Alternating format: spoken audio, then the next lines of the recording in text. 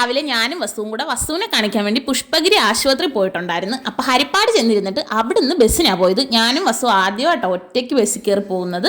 ചേട്ടനില്ലായിരുന്നു, അതുകൊണ്ടാണ് ഞങ്ങൾ രണ്ടും കൂടെ പോയത്.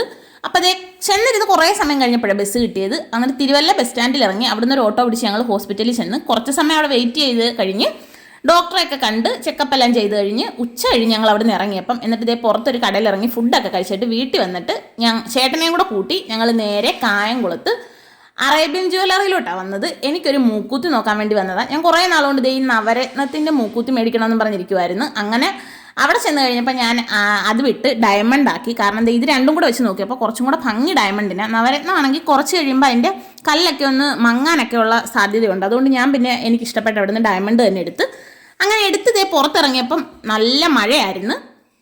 അങ്ങനെ ഞങ്ങൾ കാറിൽ കയറി ഈ ഒരു മൂക്കൂത്തിയാണ് ഞാൻ എടുത്തത്. എന്നിട്ട് വരുന്ന വഴി ദോശയൊക്കെ കഴിച്ച് ഞങ്ങൾ വീട്ടിൽ പോയി. ടാറ്റാ.